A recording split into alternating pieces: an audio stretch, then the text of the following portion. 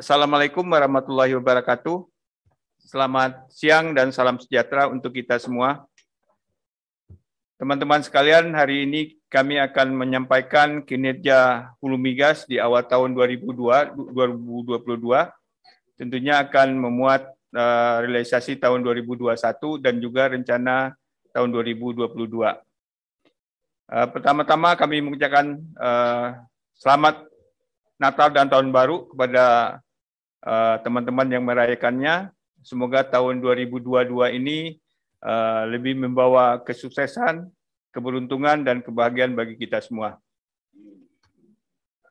Teman-teman sekalian, untuk mempersingkat waktu, marilah kita mintakan kepada Bapak Kepala SKK Migas untuk menyampaikan langsung performan ataupun kinerja industri hulu migas tahun 2021 dan 2020 dan rencana tahun 2022 ini. Kepada Bapak Kepala SKK Migas kami persilakan dengan hormat. Terima kasih Pak Ses. Rekan-rekan media yang saya hormati, pada kesempatan ini kami hadir di depan ini bersama yang sebelah paling kiri saya, yang paling ujung sana adalah Pak Rudi Satwiko, Deputi Pengendalian dan Dukungan Bisnis. Kemudian berikutnya Pak Arif Handoko, Deputi Keuangan dan Monetisasi. Dan sebelah kiri saya adalah Pak Beni, Deputi Perencanaan. Kemudian sebelah kanan tadi Pak Ses sudah, lalu kemudian Pak Julius, Deputi Operasi, dan kemudian Pak Murdo, Pengawas Internal. Jadi lengkap kecuali Pak Waka yang berhalangan. Selamat siang dan salam sejahtera kita semua. Assalamualaikum warahmatullahi wabarakatuh. Tadi sudah disampaikan, nanti ada beberapa hal yang ingin kami sampaikan, dan karena kami lengkap di sini, oleh karena itu mungkin saya akan highlight saja yang hal-hal yang pokok, dan mungkin nanti secara lebih detail akan dilengkapi oleh rekan-rekan anggota manajemen seluruhnya. Dan juga izinkan sekali lagi kami atas manajemen dan SKK menyampaikan selamat merayakan Natal dan Tahun Baru. Semoga tahun 2022 akan lebih baik buat kita semua, baik bangsa dan negara. Ada beberapa hal yang ingin kami sampaikan, dan selalu kami ingin update juga hal-hal yang terkait dengan kondisi oil and gas di dunia. Yang pertama berkaitan dengan oil and gas, tentu tidak akan lepas dengan kondisi ekonomi dunia maupun nasional, dan terlihat di sini ada beberapa analisa yang telah dipublikasikan baik oleh atas dasar IMF dan juga atas nama World Bank. Sebelah kiri atas dasar IMF dan sebelah kanan adalah World Bank, dan kita lihat di sana sebagian besar negara masih belum terlalu optimis dalam growth keekonomian. Namun demikian secara ekonomi secara global ada pertumbuhan, jadi dari 4,2 ke 4,3%, dan Indonesia sendiri akan memperkirakan lebih baik growth-nya dibanding tahun yang lalu. Dari diperkirakan oleh IMF dari 3,2 naik ke 5,9 menurut IMF, dan menurut World Bank dari 4,5 ke 5. Jadi tumbuh, dan secara yang lain masih belum terlalu optimis. Kemudian secara supply demand dunia masih akan terus meningkat diperkirakan khususnya 2022 seiring dengan perbaikan ekonomi dunia tadi, dan khususnya tentu adalah nasional, dan supply biasanya mengimbangi, dan supply akan menyesuaikan dengan kebutuhan tersebut. Sebagaimana gambar di atas, balance antara supply dan demand. Kemudian harga minyak dan juga sampai dengan hari-hari ini, yang hari ini Brent masih di 86. Namun demikian tentu seiring dengan masuknya nanti di musim panas, ini akan ada koreksi, maka pada jangka pendek harga minyak ini masih meningkat karena peningkatan demand setelah pasca pandemi COVID ini. Namun jangka panjang supply akan dapat mencukupi demand, namun tentu saja akan ada koreksi dengan isu-isu energi baru terbarukan maupun hal-hal yang lain, dengan juga masalah masuknya musim panas. Kemudian di Indonesia sendiri dengan bauran energi yang saat ini sedang sedang dalam proses untuk di setup untuk merevisi bauran energi yang lama, dan adanya peningkatan energi baru terbarukan yang cukup pesat dari 14% ke 31%. Kemudian minyak akan ada tekanan, demikian juga gas masih cukup stabil. Namun demikian kita lihat dari sisi volume, kebutuhan minyak akan terus meningkat seperti gambar yang di atas. Dari saat ini sekitar 82,8 yang meningkat menjadi 197 di tahun 2050. Demikian juga gas dari 61 meningkatnya 242,9.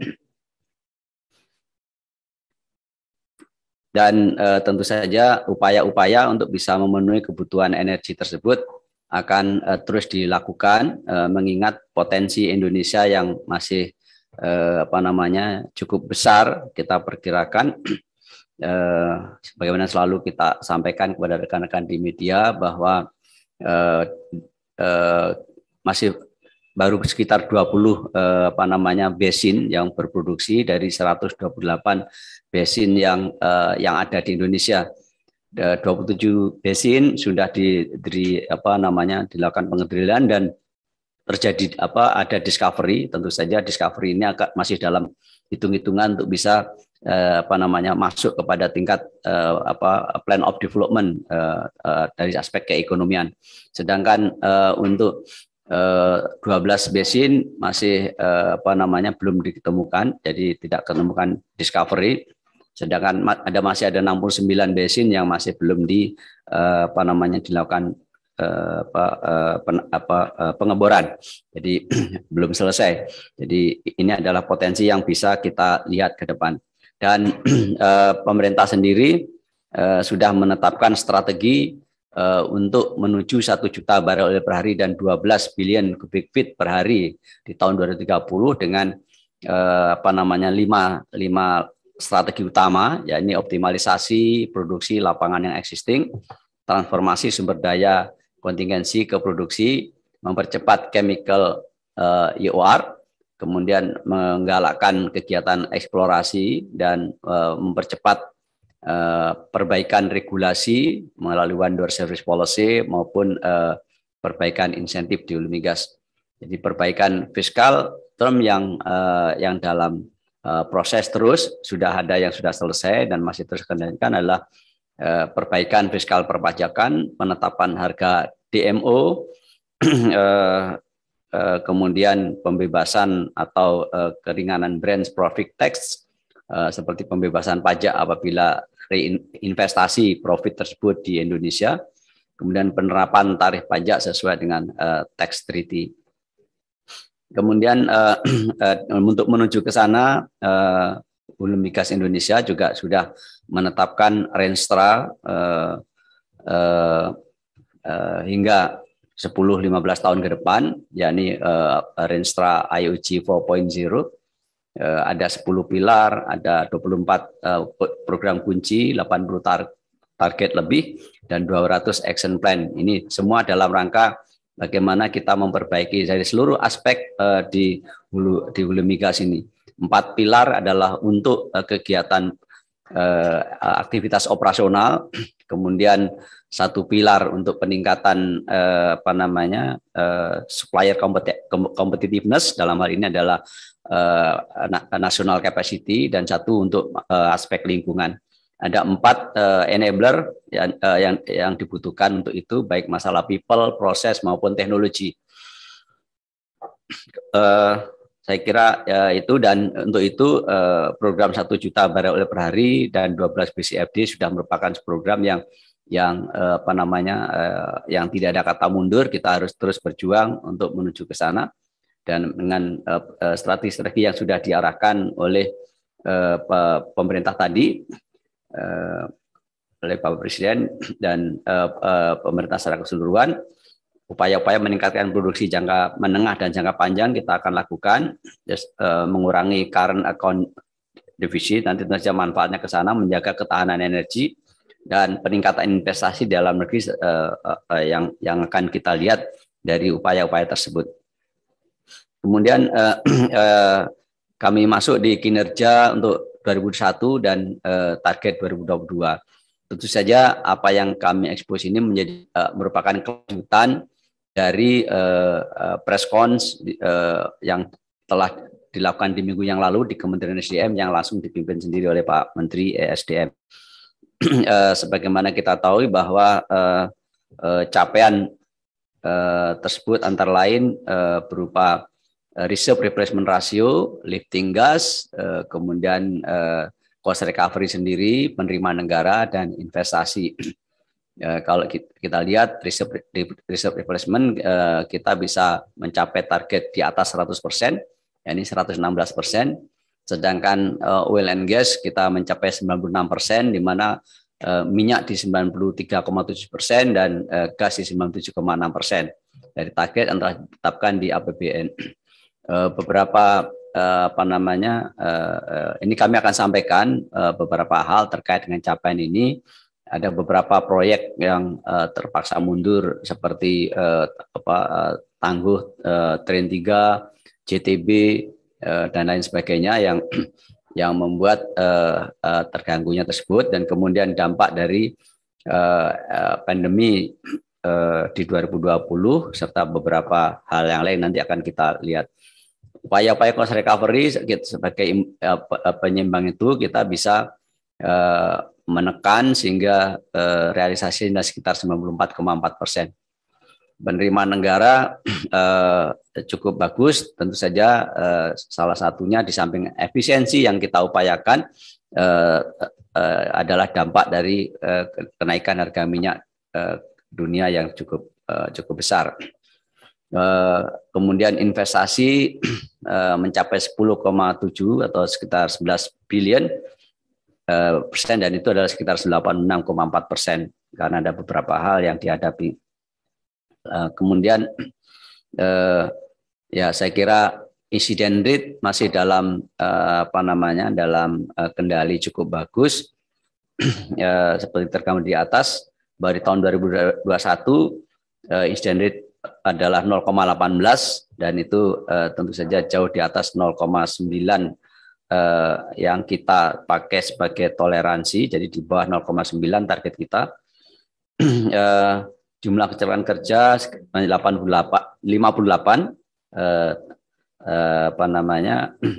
dan untuk 2022 akan tetap menggunakan acuan itu, insiden rate harus di bawah 0,9, allowable limit untuk insiden rate 0,8 sampai 0,9 dengan 375 juta jam kerja.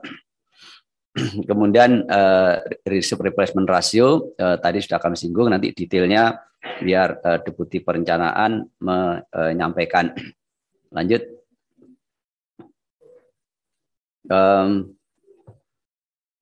Temuan cadangan di 2021 sebesar 696 juta barel oil equivalent secara keseluruhan.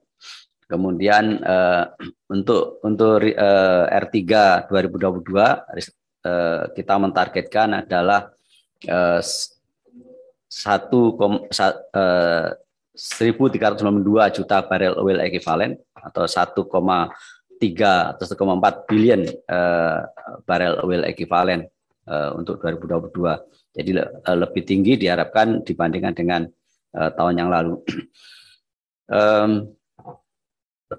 Produksi migas, terus ini saya kira di 2021 kita masih mengalami tekanan untuk di minyak di 660.000 barel per hari rata-rata 1 tahun. Kemudian ini masih di bawah tahun yang lalu 2020, dan kita mentargetkan 2022 upaya kita untuk tetap menaikkan. Nanti kami akan sampaikan juga. Di gas kita sudah mulai pada posisi yang menaik. Jadi dari 975 mm SCAF di tahun yang lalu, tahun 2021 sudah meningkat jadi 982. Jadi 2020 ke 2021 sudah naik, dan kita harapkan 2022 nanti akan meningkat, ditargetkan di 1036 mm SCAF atau 1,36 barel oil equivalent. Saya kira ini per K3S secara detail, nanti Deputi Operasi bisa menjelaskan lebih detail. Nah, ini adalah hal-hal yang menjadi yang mempengaruhi produksi dan lifting minyak di tahun 2021. Upaya-upaya yang yang terjadi problemnya adalah low entry point. Jadi ketika masuk dari 2020 ke 2021 ternyata ada tekanan dari pandemi sebesar 20.000 barel per hari.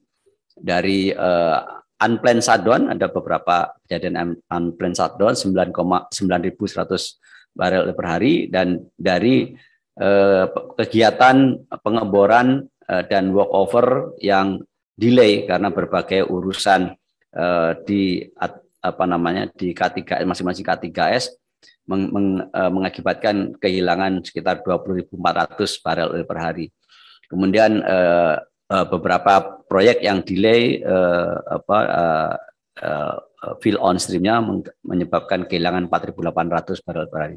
Upaya-upaya untuk optimasi dilakukan sehingga ada kenaikan, ada beberapa pengeboran yang tambahan juga naik, kemudian penggunaan teknologi juga naik, lalu beberapa kegiatan yang lain, sehingga setahun 660.000 barel per hari. Dan sebagaimana di sini terlihat bahwa 2022 ditargetkan di APBN sebesar 703.000 barel oil per hari, sehingga di sini kelihatan betapa gap masih cukup besar yang harus diperjuangkan untuk mengisi dengan filling the gap. Gas sesungguhnya akan menyesuaikan dengan serapan yang ada, dan terlihat di sini bahwa kalau di 2021 serapan adalah 5.501 mm SCAF, di tahun 2022 diharapkan meningkat menjadi 5.800. Jadi peningkatannya cukup tajam, dan mudah-mudahan dengan semakin tumbuhnya industri ini bisa terserap lebih baik. Lanjut, saya kira ini detail-detail saja upaya-upaya untuk supaya mengangkat produksi ini kelihatan di sini garis merah. Sebenarnya sudah upaya, tetapi ada beberapa kejadian unplanned shutdown yang terjadi membuat dia turun lagi, naik sebentar, turun lagi, dan sebagainya. Nanti biar secara detail Deputi Operasi menyampaikan. Demikian juga untuk gas. Aktivitas kegiatan operasional terlihat beberapa kondisi yang lebih baik, khususnya di pengeboran sumur. Dari tahun 2020 240 meningkat menjadi 480, dan kegiatan-kegiatan eksplorasi ada beberapa pertumbuhan, tetapi ini memang sudah mulai bergeser dari kegiatan seismik 2D ke seismik 3D, karena kita sudah mulai masuk pengolahan hasil-hasil dari 2D untuk supaya datanya lebih lengkap. Jadi untuk kita lihat di 2022 aktivitas ini juga kita harapkan meningkat, dan di antara semua ini memang yang memakan biaya besar adalah di pengeboran, dan kita lihat bahwa di pengeboran eksplorasi diharapkan dari 28 realisasi tahun 2021 bisa meningkat ke 42, sedangkan pengembangan pengeboran pengembangan atau development dari well drilling meningkat dari 480 ditargetkan meningkat jadi 790. Jadi peningkatan cukup banyak, dan yang lain-lain menyesuaikan dari kondisi yang ada. Jadi well service juga akan meningkat diharapkan, demikian juga workover. Jadi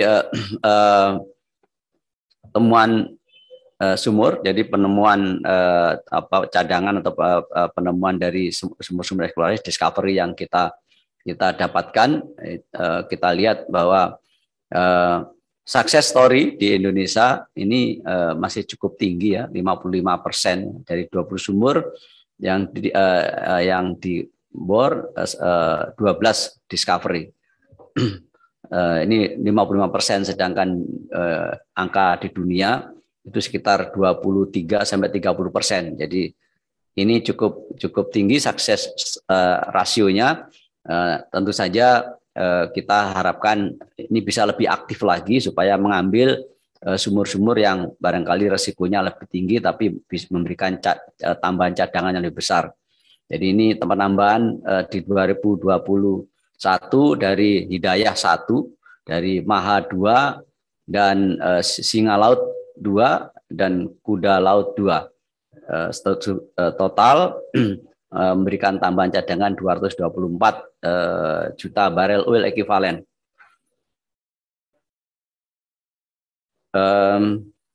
Kegiatan pengeboran ini terus meningkat dari 2017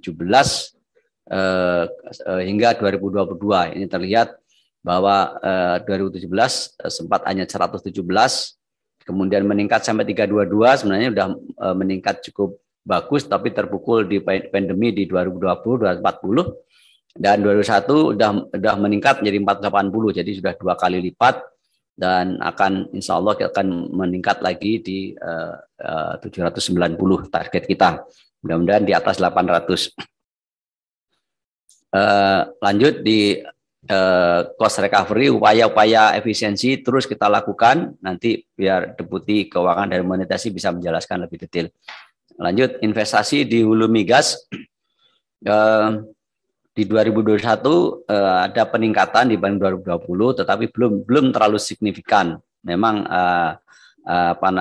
ini perbaikan fiskal dan insentif ini perlu terus dilakukan untuk supaya meningkatkan keekonomian dari investasi dan menarik investor, karena kita bersaing juga dengan negara lain. Dan di 2022 kita harapkan bisa kembali ke target di 1 juta barel per hari kita, yaitu sekitar 13 billion US dollar investasi. Jadi ini kalau memang untuk memenuhi target ini, maka harus dilakukan, cukup effortnya harus cukup besar, dan kita lihat di sini harus ada kenaikan di kegiatan eksplorasi. Jadi eksplorasi dan development kita harapkan di sana cukup meningkat, di samping tentu saja untuk production. Lanjut, saya kira tadi sudah kita singgung mengenai di tahun 2021 revenue hulu migas mencapai 31 billion US dollar, dan itu berarti sekitar 450 triliun sekitar itu ya. Dan dari revenue sebesar tersebut, maka penerimaan negara di tahun 2021 adalah 14 billion US dollar, setara dengan 203 triliun atau meningkat 193% dibandingkan dengan targetnya. Kita berharap bahwa tahun 2022 sebagaimana ditargetkan sebesar 10 billion US dollar. Jadi kita harapkan ini bisa terpenuhi untuk target 2022. Nanti proyek on stream biar disampaikan secara detail oleh rekan-rekan Deputi Untuk proyek strategis nasional Tangguh Tren 3 yang kita jadwalkan beberapa kali tergeser, dan kita untuk sekarang kita harapkan, kita targetkan bisa selesai di akhir tahun atau on stream di akhir tahun 2022. Tangguh Tren 3. Sedangkan JTB yang juga tadinya kita desain, kita rencanakan selesai di minggu terakhir Q terakhir Q3 Q4 2021, bergeser ke Q2 Q2 2022 ya. Ini sekitar estimasinya adalah Mei ya. Ini belum diganti bulan ya. Oke, Mei 2022. Jadi ini dampak dari kegiatan yang memang agak sulit di operasional. Abadi Masela masih dalam proses untuk implementasi perencanaan PUD. Ada beberapa skenario yang masih dalam pembahasan dengan K3S. IDD masih dalam proses untuk menentukan operator shift di IDD ini terkait dengan portofolio Chevron sendiri. Saya kira yang lain-lain saya kira mengenai tata kelola, nanti Pak Ses dan teman-teman Dukbis akan bisa menjelaskan lebih baik. Saya kira lanjut mungkin untuk Renstra, saya menyinggung progres dari pelaksanaan strategi jangka panjang. Jadi khususnya barangkali langsung saja ke arah long term planning atau 1 juta barel per hari. Di sini angka-angka sudah mulai diletakkan secara detail dari tahun ke tahun. Jadi kalau kita lihat di minyak misalnya, angka di LTP kita itu harusnya 2021 ini adalah di 676.000. Jadi realisasi di 660, jadi ini masih berada di bawah, tetapi tahun depan dengan angka 703 diharapkan ini bisa bisa lebih tinggi dari apa yang tercantum di LTP.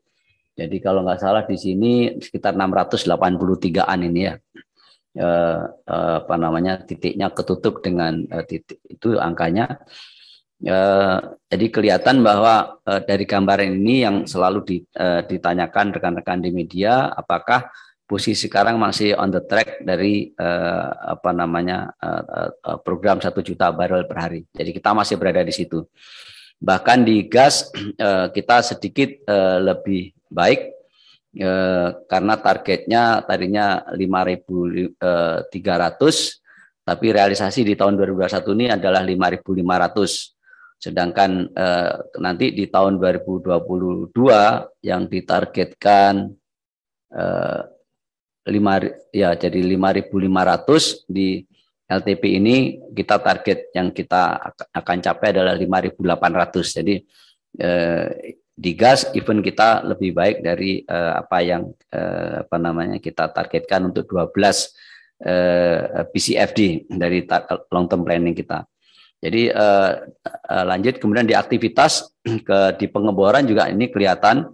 Jadi pada garis hitam adalah target-target yang ada dituangkan dalam long term planning, dan di tahun 2022 kita mentargetkan bisa lebih tinggi dari target LTP. Demikian juga nanti di tahun-tahun yang akan datang kita harapkan ini lebih besar, karena ini jadi kunci sesungguhnya terhadap upaya pencapaian produksi sendiri. Lanjut.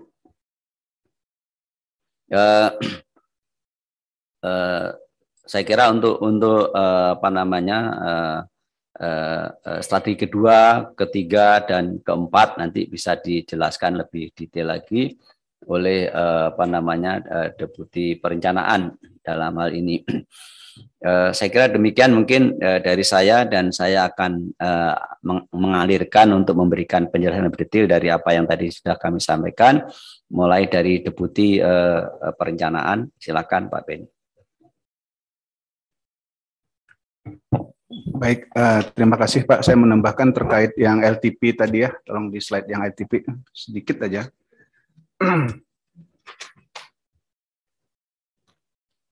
Yang ada LTP-nya.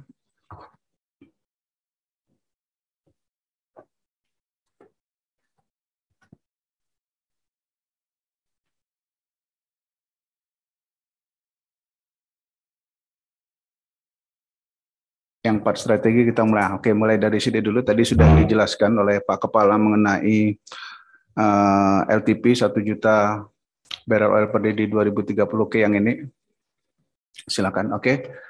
Nah, tadi sudah dijelaskan. Jadi perubahan yang mendasar yang kita lakukan ke depan itu adalah memasukkan MNK. Kalau kita lihat dari LTP kita sebelumnya, di situ kan di layer eksplorasi itu ada garis miring MNK, migas non konvensional, itu yang kita tambahkan dari yang sebelumnya, karena seperti disebut sebelumnya bahwa MNK ini kita punya potensi, dan pada saat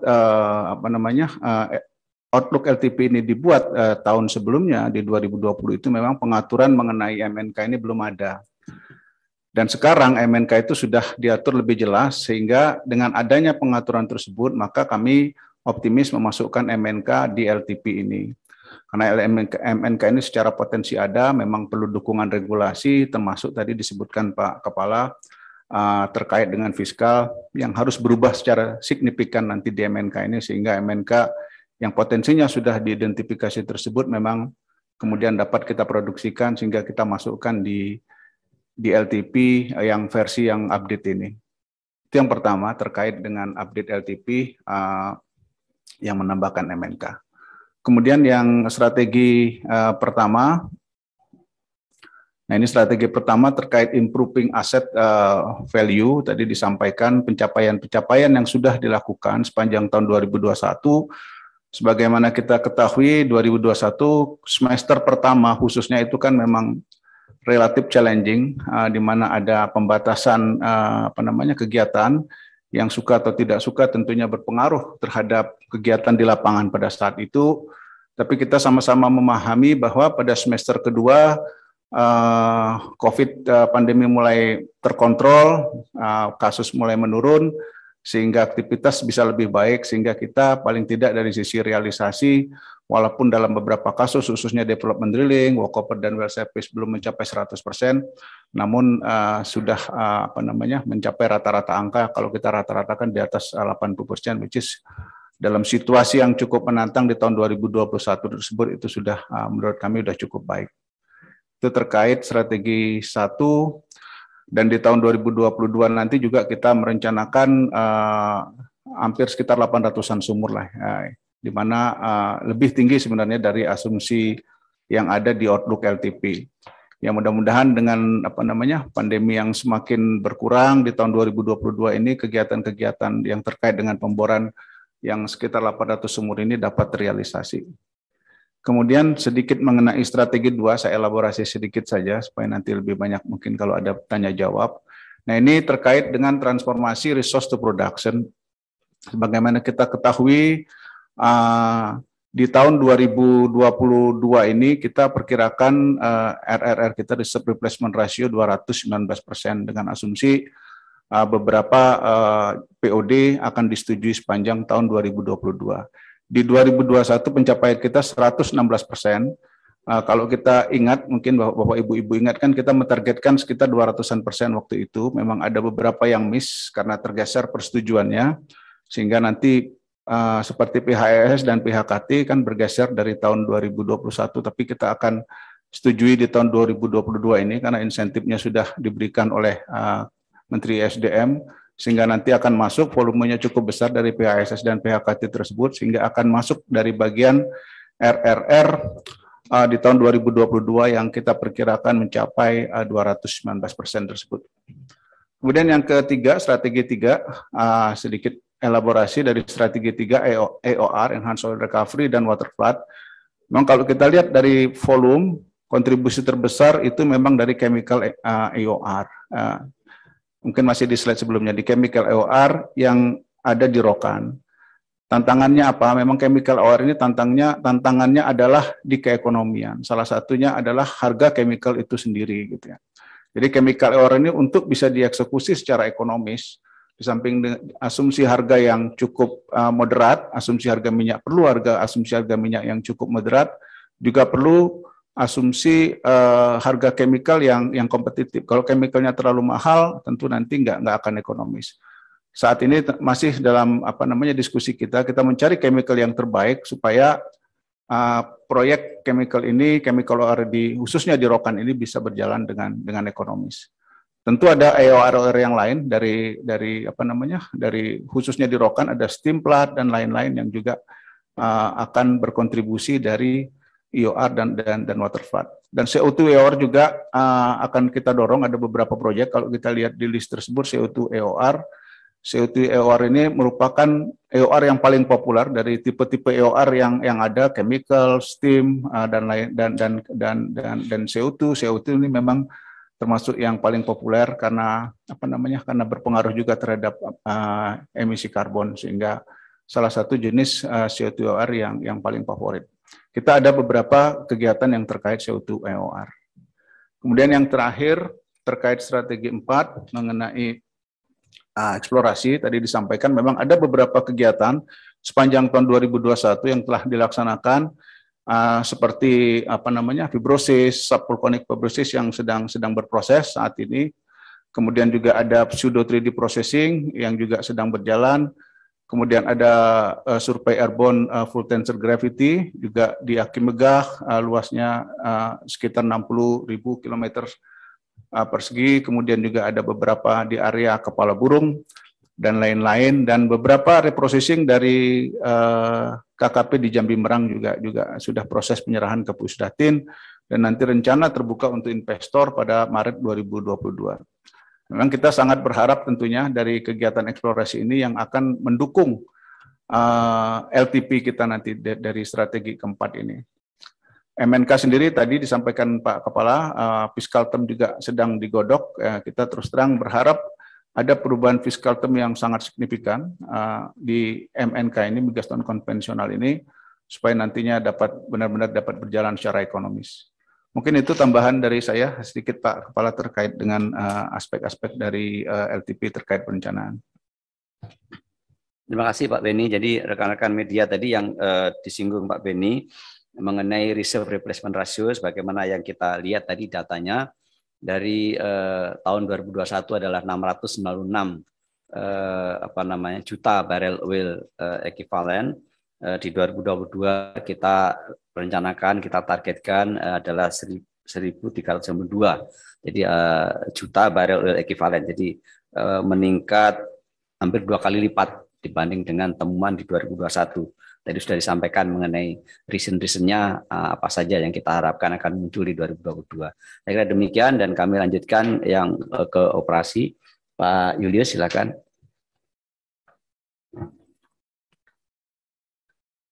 Baik, terima kasih Pak Kepala dan Bapak Ibu rekan-rekan jurnalis. Saya ingin menambahkan sedikit terkait dengan dari aspek operasional ya. Kalau tadi kinerja kita di hulu migas di tahun 2021 yang lifting oil masih di sekitar 94%, gas 97%, yang mana total oil equivalentnya sekitar 96%. Tadi mungkin bisa disampaikan yang flying peak ke production tadi, beberapa faktor yang memengaruhi kinerja kita di tahun 2021. Yang pertama memang run rate kita, perkiraan awal tahun itu kita sudah tekor sekitar 20.000 barrel kurang lebih. Kita fokus ke minyak yang notabene memang jauh dari target dibanding dengan gas yang melebihi sedikit. Karena memang di kuartal 3-4 tahun 2020 terjadi pelambatan eksekusi pekerjaan. Jadi ini membuat aspek run rate tahun 2021 lebih rendah dari yang diperkirakan. Itu angkanya cukup signifikan. Dan ini tidak terlepas dari faktor COVID yang memang belum selesai tertangani atau belum selesai, dan sampai hari ini masih terjadi di sekitar ini, mempengaruhi dari mobilitas kita, baik personel maupun juga peralatan-peralatan dan juga faktor lain yang tentu saja tidak semulus dari seperti yang kita perkirakan. Yang kedua, memang terjadi faktor beberapa kali terjadi kegagalan operasional atau sering disebut unplanned shutdown yang cukup besar, ya, yang memberikan impact loss production opportunity yang cukup besar. Dalam hal ini ada di BP Tangguh terjadi unplanned shutdown 2 kali, dan juga dari CPKL ConocoPhillips yang ada di Gresik. Nah, ini meskipun produser gas terbesar kebetulan dua-duanya, tapi pengaruh kepada capaian produksi kondensat. Jadi mau tidak mau gasnya berkurang, tapi kondensat juga berkurang. Nah, ini faktor-faktor yang kedua yang sangat mengaruhi belum tercapainya target produksi di tahun 2021. Faktor ketiga yang memang murni ini karena faktor operasional. Yang pertama yang dominan mendukung capaian produksi di tahun berjalan tahun 2021 adalah pemboran pengembangan. Ya, meskipun kita tahu di tahun 2020 kita udah bisa ngebor 240 sumur, dan tahun 2021 kita berhasil ngebor sebanyak 480 atau 2 kali lipat. Tapi dari target yang 616 sumur di tahun 2021 baru tercapai 80%. Tentu saja ini banyak sekali hal yang mengaruhi. Berkurangnya jumlah sumur tentu saja mengurangi jumlah kontribusi minyak, dan juga bergesernya waktu yang harusnya ditajak dibor di bulan Maret misalnya, tapi baru terrealisasi di bulan Juni, bergeser 3 bulan, 4 bulan, tentu saja berkontribusi negatif terhadap volumetrik minyak di tahun 2021.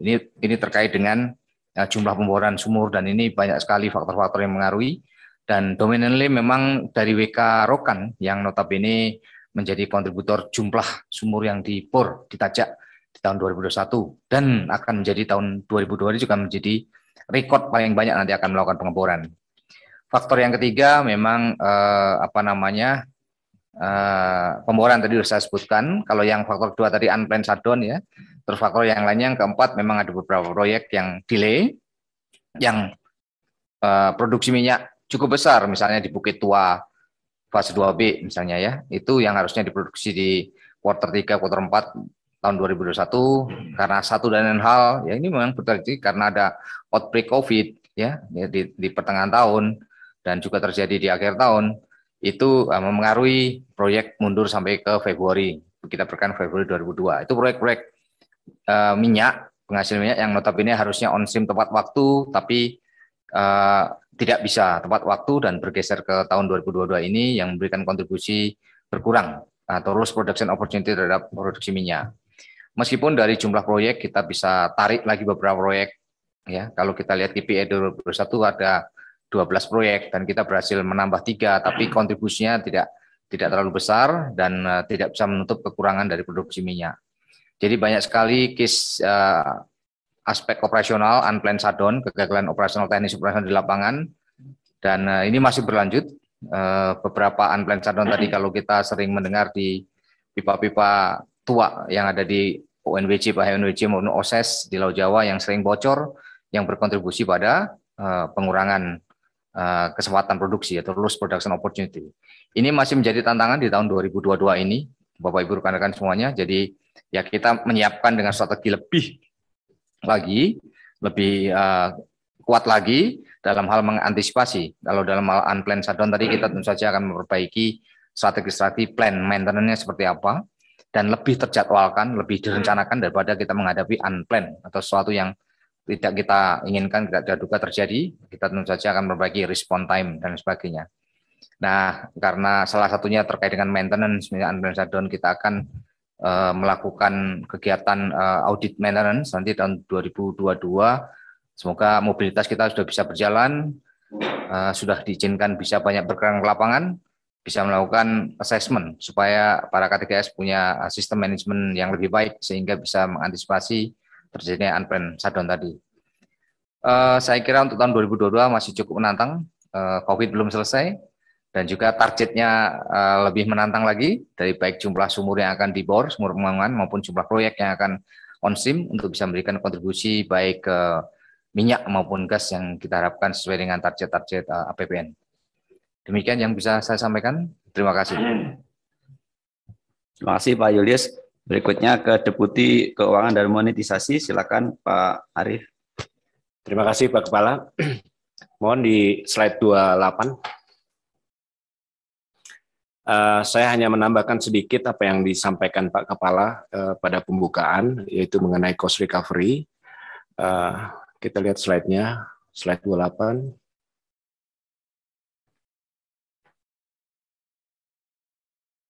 Ya, kalau kita lihat rincian dari cost recovery, saya ulangi lagi bahwa cost recovery kita achieve target dari yang di cap di APBN sekitar 8, something billion US dollar, itu kita bisa menahan angka cost recovery kurang lebih 7,62 billion US dollar.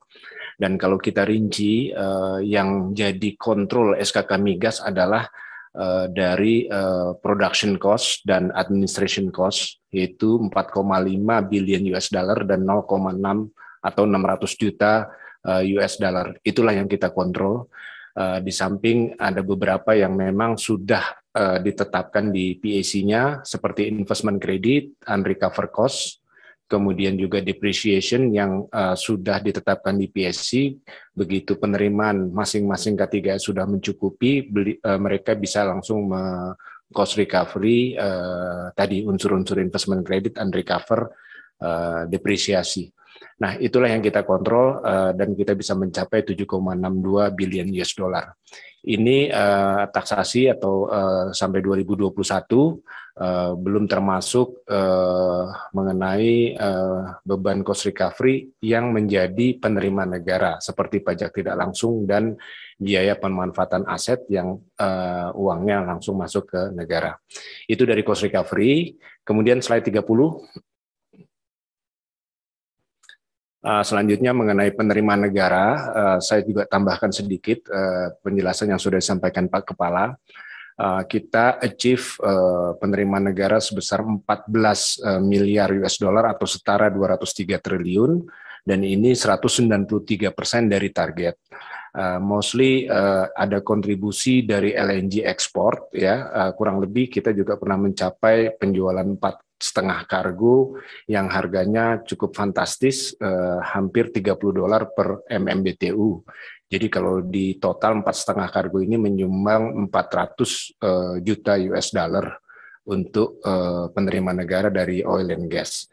Nah, target di 2022 ini memang sedikit menurun dari realisasi, tetapi dinaikkan dari target 2021, yaitu dari 7,28 menjadi 10 billion US dollar. Ini mungkin karena performance penerimaan negara yang naik jadi 14, kita dinaikkan menjadi 10 billion US dollar.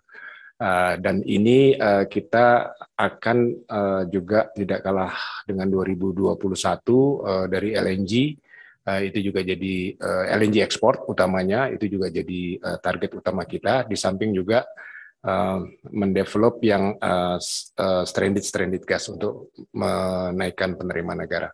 Itu saja Pak Kepala tambahan dari saya. Terima kasih. Terima kasih Pak Arief. Berikutnya Dubis dan pengendalian pengadaan, silakan Pak Rudi. Terima kasih Pak Kepala. Mohon tolong halaman 35 dan 36.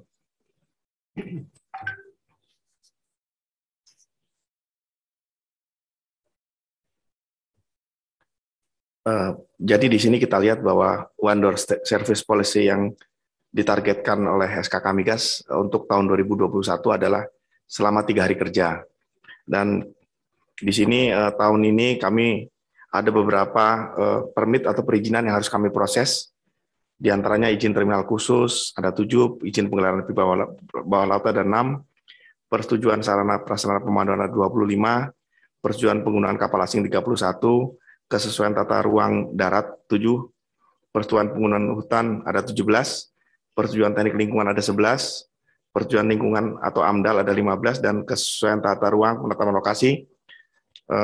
Alhamdulillah kami berhasil memproses di bawah target, yaitu selama 3 hari kerja. Lanjut. Selanjutnya untuk TKDN, untuk tahun 2021 ini pengadaan yang dilaksanakan adalah 4.000 juta atau sekitar 4 billion. Itu di mana nilai TKDN yang bisa kami lakukan adalah sebanyak 2.175 juta US dollar, dan ini merupakan sebesar 58,95% dari TKDN, di mana target TKDN SKK Migas adalah 57%, dan sebagai pembandingan TKDN nasional adalah 50%. Demikian Pak, kami sampaikan. Terima kasih Pak Rudi, dan selanjutnya ke Pak Ses, mungkin berkaitan dengan tata kelola, silakan. Terima kasih Pak Kepala. Terkait dengan tata kelola tahun 2021 kita mempunyai opini laporan keuangan yaitu wajar tanpa modifikasian. Kemudian kita juga mempunyai SOT dengan Kementerian Keuangan yang sudah online. Kemudian juga kita tetap diberikan opini yang baik terhadap penerapan ISO 37001, kemudian juga 9001. Kemudian serapan anggaran kita di tahun 2021 itu adalah 93,15%, merupakan tertinggi dalam 7 tahun kita ber-APBN. Kemudian juga kita mempunyai indikator kinerja pelaksana anggaran 2 angka di atas rata-rata kementerian dan lembaga. Kemudian di dalam SDM kita bisa mencertified beberapa pekerja kita yang memenuhi standar internasional maupun nasional. Saya kira itu yang beberapa hal yang kami sampaikan terkait dengan tata kelola. Terima kasih Pak Kepala. Terima kasih Pak Ses. Terakhir, dari semua pekerjaan memang harus diawasi, dan silakan Pak Murdo. Baik, terima kasih Pak Kepala. Kami dari PI, Pengawas Internal SKK Migas, mesti harus memastikan bahwa semua proses ataupun kegiatan yang dilaksanakan oleh SKK Migas telah sesuai dengan ketentuan, telah dilaksanakan dengan baik dan tertib, dan tidak ada pelanggaran hukum dan pelanggaran ketentuan. Dan tadi Pak Kepala sudah menyampaikan Renstra, kita sudah mempunyai Renstra IOG 4.0 yang terdiri dari 10 pilar, 6 main pillars dan 4 enablers. Ini kita selalu kontrol PI dalam melaksanakan kegiatannya. Ada 3 strategi yang dilaksanakan. Yang pertama adalah bahwa kita mesti memastikan bahwa semua kegiatan telah dilaksanakan quality assurance dengan baik. Yang kedua, PI ke depan ini mencanangkan ataupun berambisi untuk menjadi mitra strategis ataupun sebagai konsultan yang baik bagi organisasi. Saya kira itu tugas PI Pak Kepala yang ke depan kami akan laksanakan. Terima kasih. Terima kasih Pak Murdo. Demikian rekan-rekan media yang saya hormati, bahwa dari sisi R3 sudah 4 tahun berturut-turut kita bisa pertahankan di atas 100% sejak 2018, dan target-target yang cukup ambisius untuk 2022, karena di 2022 kita mentargetkan reserve replacement ratio di atas 200%, diikuti dengan 180% nanti 2023, dan juga di atas 150% untuk tahun-tahun berikutnya. Jadi ini diharapkan akan sangat menopang terhadap upaya mencapai 1 juta barel per hari. Yang lain-lain tadi sudah disampaikan, dan demikian terima kasih. Saya kembalikan kepada Pak Ses. Terima kasih Pak Kepala. Dari pertanyaan-pertanyaan yang kami peroleh selama ini, yaitu pertama dari Pak Muhammad Ridwan dari Bisnis Indonesia, menanyakan realisasi serapan gas yang $6 per MMBTU tahun lalu masih baru mencapai 81%. Salah satu penyebabnya adalah pasokan gas yang tidak sampai ke industri. Mungkin bisa dijelaskan kenapa belum optimal di industri ini? Mungkin Pak Deputi Kemon. Baik, terima kasih Pak Ses. Saya boleh jelaskan bahwa sebetulnya volume yang ada di Kepmen itu adalah volume maksimal, dan yang diserap di tahun 2021 itu untuk industri dan kelistrikan kurang lebih 85%, bukan 81 ya, 85%. Nah, 85% ini penyebabnya memang ada, salah satunya adalah supply dari hulu, tetapi juga hilir pun ada juga penyerapannya agak berkurang karena memang 2020 dan 2021 masih periode pandemi, industri juga belum naik signifikan, jadi serapannya 85% dari apa yang sudah kita rencanakan. Di 2021 ini target penerimaan negara untuk mengkompensate K3S dengan kebijakan penurunan harga gas ini kurang lebih kita mengkontribut ke industri tertentu sesuai Permen 810, 8 untuk industri dan Permen 10 untuk kelistrikan, itu kurang lebih hampir 1,2 billion US dollar. Jadi itu kontribusi hulu migas untuk mendukung, mensupport industri-industri tertentu dan kelistrikan. Mungkin itu Pak Ses penjelasan dari saya. Terima kasih. Ya, terima kasih Pak Deputi Kemon. Berikutnya adalah pertanyaan bagaimana kelanjutan proyek Masela dan IDD di tahun ini? Apakah sudah ada penjelasan dari Shell dan Chevron terkait dengan divestasinya? Mungkin Pak Kepala yang mau jawab. Ya, jadi untuk divestasi Shell masih belum terlaksana, dan selama Shell belum melaksanakan divestasi, maka Shell masih tetap menjadi member dari konsorsium di Abadi Masela, dan saat ini kita sedang mendiskusikan dengan operatornya ya di Impact mengenai tindak lanjut dari proyek ini. Tetapi kegiatan survei masih dilaksanakan, tapi kita lihat kita masih menekankan terus kepada operator agar operator menjalankan apa yang sudah ditetapkan dalam plan of development yang sudah disetujui. Jadi ini kita sedang melanjutkan diskusi terus dengan Impact. Tetapi Shell akan berada di sana sesuai dengan kewajibannya sampai ada divestasi. Dan kenyataannya divestasi yang tadinya ditargetkan di akhir di 2021 tidak terlaksana. Kemudian yang mengenai IDD, jadi Chevron sudah mencoba mencari juga buyer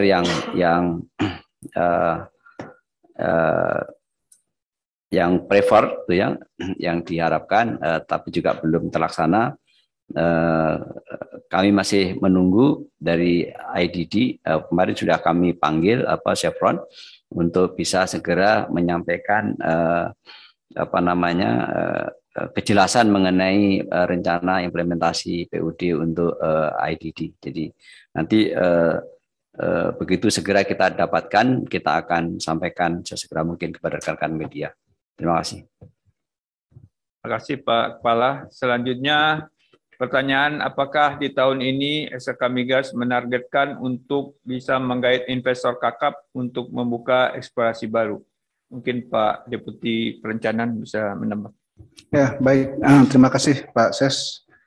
Kalau ditanya apakah SKK Migas menggait investor kakap, saya kira iya pasti. Tapi pertanyaannya adalah bahwa saat ini kalau yang namanya investor kakap itu bukan cuma Indonesia gitu ya. Semua negara juga sekarang berharap untuk dapat investor kakap di sektor hulu migas. Jadi memang PR kita untuk dapat segera menggait investor kakap ini memang harus pembenahan khususnya di hal-hal yang terkait dengan fiskal tadi disebutkan di paparan Pak Kepala, fiskal yang harus kita perbaiki, kemudian non fiskal perizinan dan lain-lain yang disampaikan oleh dari Deputi Dukungan Bisnis dan Pengadaan tadi juga perlu gitu ya. Itu baru nanti akan mempermudah kita ketika kita mencari investor kakap. Ada yang sudah kita identifikasi memang dari Middle East, dari Eropa, dan dari Amerika Latin dan Afrika juga. Tapi kami tentu perlu support juga dari perbaikan attractiveness ini supaya tentu lebih mudah untuk menarik investor kakap tersebut, Pak Ses. Terima kasih Pak Benny. Selanjutnya pertanyaan dari Bernadette Christina Reuters. Ada 4 pertanyaan. Pertama adalah Menteri SDM mengatakan ada kargo LNG ekspor yang dialihkan ke PLN karena PLN kekurangan pasokan. Bagaimana dampaknya terhadap komitmen ekspor? Apakah ekspor LNG juga dihentikan? Mungkin Pak Deputi Kemon bisa menjelaskannya. Terima kasih, Pak Ses. Sebetulnya Hulu Migas selalu dan tetap berkomitmen untuk memenuhi kebutuhan LNG untuk kelistrikan. Kita punya 2022 ini 58 kargo yang terdiri dari 13 kargo Bontang dan kurang lebih sisanya dari Tangguh sekitar 45. Nah, di awal tahun di Januari 2022 ini ada ketidakcocokan penjadwalan pengiriman LNG dari hulu, dari Bontang maupun dari Tangguh ke PLN. Ini disebabkan karena pasokan batu bara di PLN yang sedikit berkurang. Nah, untuk menutupi kekurangan batu bara ini, kita merubah jadwal pengiriman ekspor. Kurang lebih ada 4 kargo yang kita bukan kita batalkan, kita reschedule. Tidak jadi diekspor tetapi dialihkan ke PLN. Nah, kargo-kargo itu adalah kargo yang ke TGPA dari PHM, kemudian kargo dari ke Fujian untuk Tangguh, kemudian 2 kargo hilir dari Pertamina. Nah, inilah yang kita batalkan. Jadi kita reschedule atau penjadwalan ulang sehingga ada 4 kargo. Jadi yang terdampak memang 4 kargo itu tentunya kita tidak berusaha semaksimal mungkin, tidak ada konsekuensi, menghindari konsekuensi penalti terhadap buyers dengan melakukan negosiasi dan rescheduling dari kargo itu. Jadi pembatalan ekspor itu sebetulnya bisa diartikan pengalihan kargo yang tadinya diekspor masuk untuk memenuhi kebutuhan PLN yang sangat urgent ini. Itu saja, makasih Pak Ses. Terima kasih Pak Deputi Kemon. Selanjutnya ada pertanyaan, apakah persetujuan POD untuk carbon capture lagi? Mungkin ini Pak Deputi Perencanaan. Ya, baik. Untuk carbon capture, POD yang ada scope tersebut, carbon capture and storage, and carbon capture utilization and storage, memang yang baru kita setujui tahun lalu, itu yang di POD Perwata Ubadari di Tangguh gitu ya.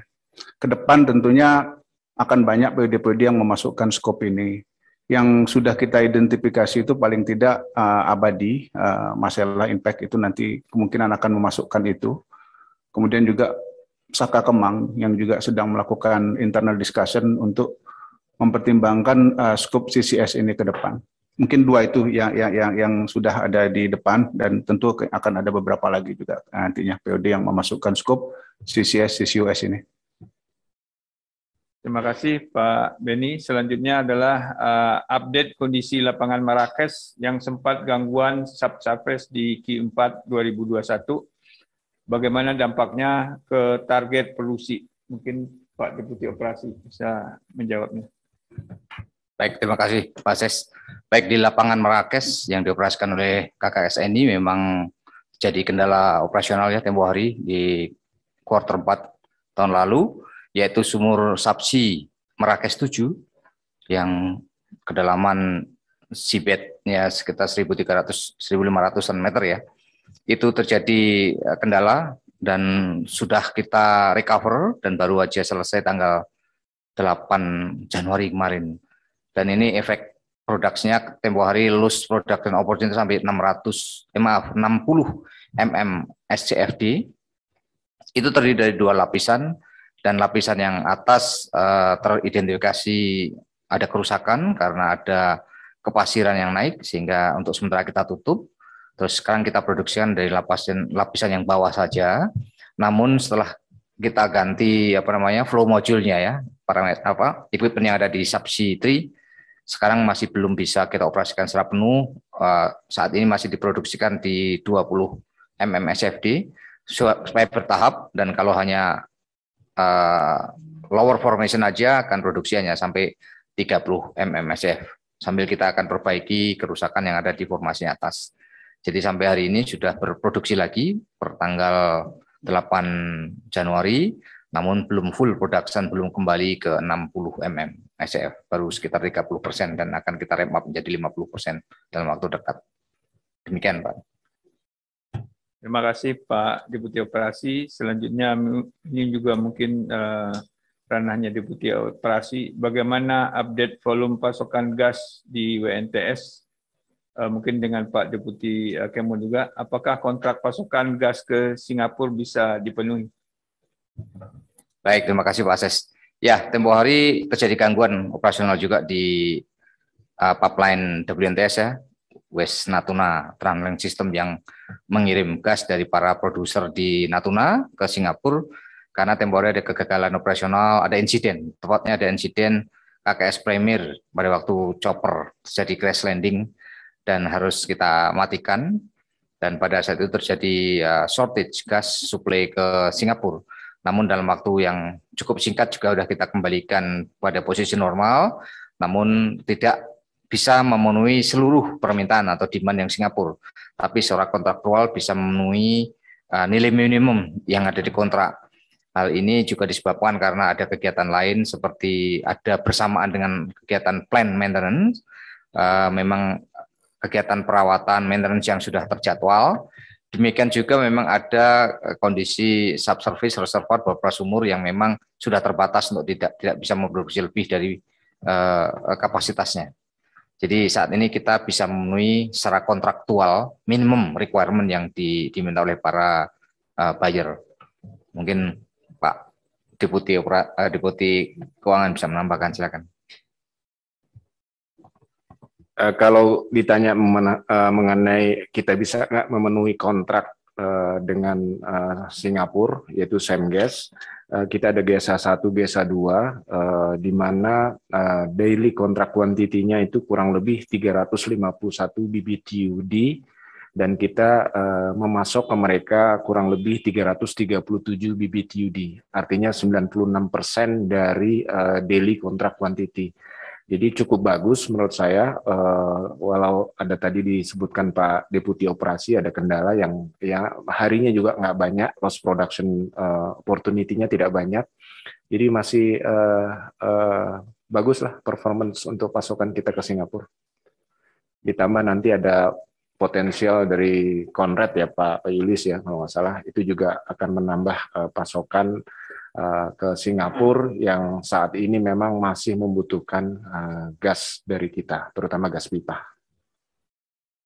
Terima kasih Pak Deputi Kemon. Selanjutnya juga ini pertanyaan terkait dengan LNG dari Findri Florentin Koran Tempo. Ya. Bagaimana SKK Migas memenuhi 58 kargo LNG untuk sektor kelistrikan tahun ini? Yang berikutnya adalah apakah kontrak pengadaan seluruh kargo sudah dikantongi, berapa banyak dari Bontang dan berapa banyak dari Tangguh? Mungkin ini kepada Deputi Kemon untuk bisa menjawabnya. Baik, ini terkait juga pertanyaan sebelumnya, bahwa kita bisa sudah berkontrak 58 kargo LNG untuk PLN, 13 dari Bontang, 45 dari Tangguh. Itu semua sudah dikontrakkan, jadi kalau ditanya sudah dikantongi ya sudah. Kemudian berapa banyak dari Bontang tadi sudah saya perinci, untuk 2022 ya sekitar 13 dan 45 tadi. Sebetulnya ada kontrak PLN 2 yang sampai saat ini belum bisa kita penuhi karena memang on stream Tangguh Tren 3 itu agak delay, sehingga kita berusaha memenuhi kontrak domestik dulu, yaitu PLN dan industri yang membutuhkan LNG, baru kita atur-atur yang kebutuhan ekspor yang tentunya harus kita kurangi dari apa yang sudah disepakati di dalam kontrak LNG. Sambil berharap Tangguh Tren 3 segera cepat on stream. Demikian, makasih Pak. Pak Deputi Common, ini juga terkait dengan gas. Bagaimana perkembangan implementasi pemberian harga khusus gas untuk industri? Mengapa belum semua mendapatkan harga sesuai aturan? Ini bagaimana upaya yang dilakukan SKK Migas? Bagaimana progres pembahasan soal harga gas untuk Kementerian Perindustrian? Apakah memungkinkan jika margin SKK Migas dikurangi? Mungkin margin bukan SKK, margin untuk negara gitu. Kita nggak pernah punya margin karena hasil penerimaan migas, oil ya, minyak dan gas itu semua masuk ke APBN. Tidak ada yang dipotong sedikit pun karena gaji-gaji kita juga dari APBN. Kalau untuk gas, harga gas bumi tertentu itu ada di aturannya, kalau kita kembali ke awal ya, Perpres 40, yang kemudian dirubah jadi Perpres 121 dengan menginclude kelistrikan, kemudian Permennya 8 dan 10, kemudian Kepmen 89 sama 91, kemudian dirubah lagi menjadi 134 dan 135. Kenapa dirubah? Karena volume yang dibutuhkan oleh industri untuk dapat harga gas bumi tertentu maksimum $6 ini bertambah volumenya.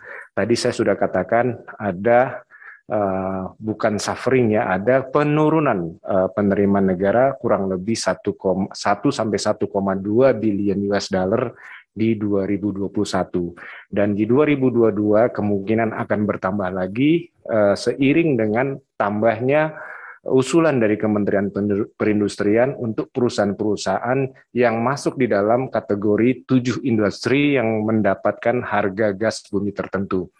Kita intens rapat dengan Kementerian Perindustrian, Kementerian Menko Marinvest, Kementerian Investasi, dan Kementerian SDM untuk membahas tambahan-tambahan usulan dari Kementerian Perindustrian, tambahan kurang lebih yang diusulkan sekarang adalah 13 industri tambahan.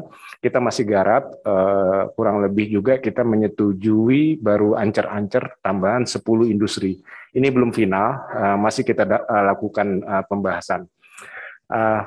Yang kita lakukan di SKK Migas adalah dengan Kementerian SDM adalah kita menjaga dengan penurunan $6 itu penerimaan negara tidak sampai minus.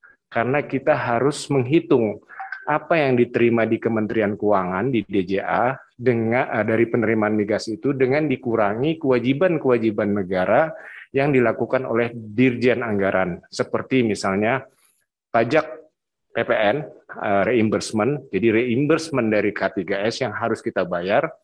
Kemudian ada overliftingnya government sehingga harus dikembalikan juga ke K3S.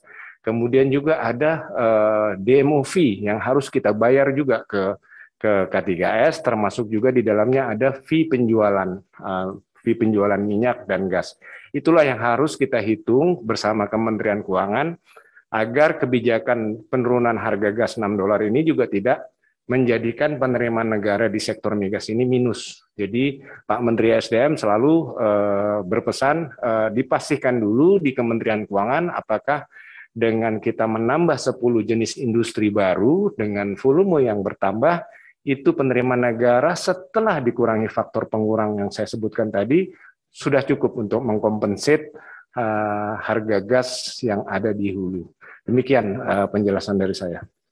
Ya, jadi yang intinya bahwa apa yang ditetapkan di Permen maupun Kepmen yang terkait dengan harga gas ini kita laksanakan 100%. Jadi ada beberapa kecuali jadi beberapa yang sudah disampaikan Pak Arief tadi, kalau sampai penerimaan negara sudah tidak ada gitu, dan tentu nggak mungkin minus, tapi tetap kita laksanakan, dan itu semua report ke Kementerian SDM. Jadi kita laksanakan 100% dari keputusan yang diambil. Jadi itu. Dan tidak semua industri tentu saja harus kita bersama-sama Kementerian SDM kita evaluasi. Jadi industri-industri yang yang memiliki multiplier effect dalam hal itu ya akan jadi bahan pertimbangan. Terima kasih. Izin Pak, nambahin sedikit saja. Bahwa dengan kebijakan penurunan harga gas bumi tertentu ini kita punya sisi positif ya, sisi yang positif yang bagus. Tadi Pak Kepala sudah bilang ada multiplier effect, bahwa kita ingin save di industri pupuk misalnya dan listrik. Kita save beban APBN untuk subsidi pupuk dan subsidi listrik, kemudian juga kompensasi listrik yang diterima PLN. Kita juga coba meningkatkan penerimaan pajak dari industri-industri tertentu penerima harga gas bumi tertentu. Jadi dengan harga gas bumi yang diturunkan itu menimbulkan pertumbuhan di sektor industri penerima harga gas bumi tertentu tersebut. Harapannya adalah hitung-hitungan awalnya adalah memang ada saving di situ. Penurunan penerimaan migas diimbangi dengan naiknya penerimaan negara di sektor pajak dan penurunan beban APBN untuk subsidi pupuk, subsidi listrik, dan kompensasi. Nah, inilah yang kita lakukan, kita evaluasi sebelum kebijakan atau tambahan penerimaan, tambahan industri tertentu yang akan mendapat harga $6. Demikian, Pak. Terima kasih Pak Kepala dan Pak Deputi Komon. Pertanyaan berikutnya adalah dari Mediana Harian Kompas terkait kemungkinan harga minyak dunia yang masih akan tinggi tahun ini. Bagaimana strategi SKK Migas? Tadi sudah dijawab bahwa kita meningkatkan investasi, kemudian juga produksinya juga akan naik dengan harga minyak tinggi kita. Kemudian dari media Indonesia, Insi Nantika Jelita, bagaimana capaian investasi migas sampai saat ini? Tadi sudah ada di slide yang menggambarkan tahun 2021 itu realisasinya adalah 10,7 miliar US dollar dan tahun 2022 diperkirakan 13, sekian miliar dolar. Gitu. Kemudian Pak Godang, Ruang Energi, Sumatera Barat berpotensi untuk dieksplorasi migasnya. Katanya. Jadi eksplorasi di Sumatera baik dari Aceh sampai Lampung itu, di sebelah baratnya itu ada gas tapi gradien geotermalnya rendah. Jadi gasnya belum baik untuk dikomersialkan. Ada temuan dulu Chevron juga pernah ngebor, kemudian Total di Bengkulu juga pernah ngebor, tapi hasilnya belum ekonomis. Kemudian Anita Nugraha dari Platts, apakah kira-kira migas Indonesia hanya tinggal menjadi sejarah atau bagaimana gitu? Jika masih optimis, dukungan-dukungan mana saja yang diharapkan dapat menjawab keoptimisan SKK migas tersebut. Nah, ini mungkin tadi sudah dilihat, sudah ada gambar dari 120 cekungan yang ditayangkan Pak Kepala. Jadi yang berfungsi baru 20, kemudian yang masih eksplorasi sekitar 69. Jadi masih banyak keoptimisan kita terhadap cekungan yang ada di Indonesia. Dan dari hasil survei sampai akhir ini memang lebih banyak menghasilkan gas ketimbang minyak. Nah, itu yang jadi bagaimana kita mengkomersialkan secara cepat dari teman-teman dari gas tersebut. Ya. Kemudian dari Pak Prismono, Petromer, sudah jauh mana kesiapan hulu migas dalam mendukung program listrik nasional yang akan mengalihkan bahan bakar pembangkit listrik dari BBM dan batu bara ke gas. Ini sebetulnya cekungan gas kita yang proven itu sudah banyak, ada dari Masela yang sekitar 11 TCF, belum ada marketnya. Kemudian di sebelahnya Tangguh, ya itu juga belum ada marketnya, yang sudah disetujui POD-nya. Kemudian di Sumatera Barat itu Bukit Barisan yang sudah ada POD-nya dan belum ada marketnya. Jadi kita masih optimis untuk bisa mengalihkan gas untuk pengganti batu bara ya dan minyak. Kemudian Ferda Nano Setiawan dari Kata Data, POD UR di Blok Rokan, update-nya seperti apa? Apakah masih berkutat pada keekonomian harga? Kira-kira bagaimana menekan biaya untuk pengembangan teknologi ini? Ini mungkin Pak Deputi Perencanaan yang bisa menjelaskan. Boleh, terima kasih Pak Ses. Terkait dengan EOR Rokan, memang tadi seperti tambahan keterangan dari paparan Pak Kepala tadi, salah satu tantangan implementasi chemical EOR itu memang adalah keekonomian. Salah satu trigger keekonomian untuk chemical EOR seperti di Rokan ini adalah harga chemical itu sendiri. Jadi kalau harga chemicalnya masih mahal, tentu sulit untuk mencapai tingkat keekonomian yang diharapkan. Nah ini yang kita harapkan nanti kita mencoba untuk mengoptimas chemical ini dengan mencoba melihat juga chemical pembanding lainnya yang bisa diproduksi di dalam negeri, recovery faktornya seperti apa, yang tentunya nanti dengan recovery faktor yang mungkin cukup baik, ditambah harga yang bagus karena banyak nanti bisa menggunakan domestic supply, kita harapkan nanti akan mendukung keekonomian daripada EOR khususnya di Blok Rokan ini, Pak. Ya, saya mau nambahkan pertanyaan dari Pak Prismono ya, Petrominer ya. Bagaimana kita mendukung program listrik nasional yaitu konversi dari diesel to gas sesuai dengan Kepmen 13 2020. Kami sangat mendukung sekali. Kita sudah beberapa kali meeting juga di lintas kementerian, termasuk di PLN, kemudian juga PGN, SDM, bahwa dalam rangka mendukung Kepmen 13 2020 mengurangi beban PLN karena masih menggunakan diesel untuk IPP, untuk listrik, untuk mengenerate kelistrikan. Kita pakai nanti kalau bisa dialiri oleh gas pipa, kita pakai gas pipa. Cuma sayangnya memang ada beberapa titik yang sudah ditentukan, kalau nggak salah tuh kurang lebih 52 titik, di mana titik-titik yang kita mau dukung konversi di diesel to gasnya ini adalah titik-titik yang remote, mau tidak mau harus dilalui lewat LNG. Nah, disinilah peran LNG mini, small scale, artinya ada potensi LNG mini scale untuk mendeliver LNG ke 52 titik ini. Tentunya harga LNG dibanding harga gas pipa itu jauh lebih tinggi, makanya dari hulu migas kita coba mengoptimize cost untuk LNG ini agar bisa lebih bersaing dengan gas pipa. LNG mini ini juga bermanfaat juga buat kita. Ada beberapa stranded gas yang mau nggak mau karena tidak ada jaringan pipa, tidak ada plant yang dekat-dekat di wellhead, mau nggak mau kita bikin LNG plant mini atau medium untuk memenuhi kebutuhan LNG dalam negeri, termasuk tadi konversi diesel to gas. Inilah yang kita garap semua, kayak di Kayan, kemudian ada Bontang ya, lapangan Tutung, kemudian ada beberapa lapangan mungkin ada di Madura, itu tentunya tidak ada jaringan pipa, mau nggak mau kita pakai LNG small scale. Demikian tambahan dari saya, Pak. Terima kasih. Terima kasih Pak Deputi Kemon. Yang berikutnya adalah dari Mas Rio Febrian, Dunia Energi, bagaimana kelanjutan pengembangan blok Saka Kemang? Mungkin Pak Deputi Operasi. Baik, terima kasih Pak Ses.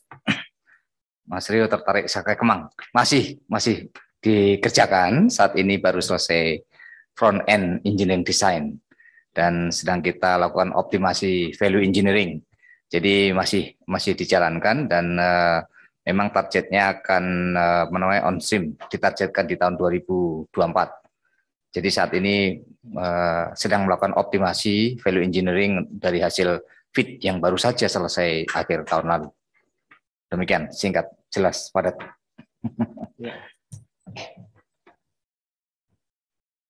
Oke. Pertanyaan-pertanyaan yang lain sudah ada di dalam slide dan juga sudah dijabarkan dari manajemen SK Migas tadi. Jadi kami sudahi sini untuk question and answer. Kemudian sebagai penutup mungkin Pak Kepala mempunyai closing remark untuk pertemuan ini. Kami persilakan. Terima kasih Pak Ses. Demikian rekan-rekan media. Apabila nanti ada data-data yang dibutuhkan, silakan nanti berkomunikasi dengan Pak Ses, Pak Sekretaris SKK Migas. Kita akan siapkan hal-hal yang lain juga. Kalau ada pertanyaan-pertanyaan tertulis juga nanti dikoordinir oleh Pak Ses untuk bisa mendapat jawaban untuk memenuhi hal-hal yang memang dibutuhkan oleh rekan-rekan media. Ada beberapa yang tadi yang saya ingin yang saya melihat perlunya ada tindak lanjut agar kita sama punya pemahaman yang sama. Jadi misalnya mengenai bagaimanakah harga gas itu di mekanismenya diantisipasi oleh SKK Migas dan batasan-batasan. Saya kira mungkin Pak Ses bisa nanti diatur ada apakah itu FGD atau ada forum diskusi agar Pak Deputi Kemon bisa dengan kawan-kawan di monetisasi dan akuntansi bisa menjelaskan bagaimana mekanisme itu dilaksanakan. Jadi dari pertanyaan-pertanyaan tadi saya melihat ini saya kira perlu ini untuk ada diskusi semacam itu, dan mungkin juga untuk topik-topik yang lain agar kita punya pemahaman yang lebih baik lagi mengenai hulu migas ini. Saya kira demikian Pak Ses dan rekan-rekan media. Terima kasih atas perhatian dan kerjasamanya selama ini yang sangat baik. Kita bisa kembangkan dan kita akan bangun. Kami ingin menekankan juga di 2022 ini agar ada plan visit yang lebih banyak ya. Mungkin ini mudah-mudahan nanti mengenai pandemi ini sudah bisa tertangani lebih baik sehingga kita bisa lebih ke lapangan lebih baik, dan itu kita harapkan rekan-rekan media bisa melihat langsung kegiatan-kegiatan di lapangan dan seperti apa sebenarnya sehingga nanti bisa lebih memberikan pemaparan lebih baik. Saya kira demikian. Terima kasih. Assalamualaikum warahmatullahi wabarakatuh. Selamat sore dan salam sejahtera untuk kita semua. Waalaikumsalam warahmatullahi wabarakatuh. Terima kasih Pak Kepala. Demikianlah konferensi pers pada hari ini. Kami mengucapkan terima kasih kepada media yang sudah hadir, dan kami juga mohon maaf atas segala kekurangan yang terjadi dalam konferensi pers ini. Terakhir kami mengucapkan terima kasih kepada teman-teman media, di mana selama tahun 2021 SKK Migas secara umum itu mendapatkan banyak berita positifnya gitu ya. Terima kasih sekali lagi atas kerjasama, dan kami akhiri dengan wabillahi taufik wal hidayah. Wassalamualaikum warahmatullahi wabarakatuh. Kami kembalikan ke Mbak Gisel, silakan. Terima kasih Bapak Taslim Yunus. Bapak dan Ibu yang kami muliakan, demikian telah berakhir seluruh rangkaian acara konferensi pers Hulu Migas awal tahun 2022.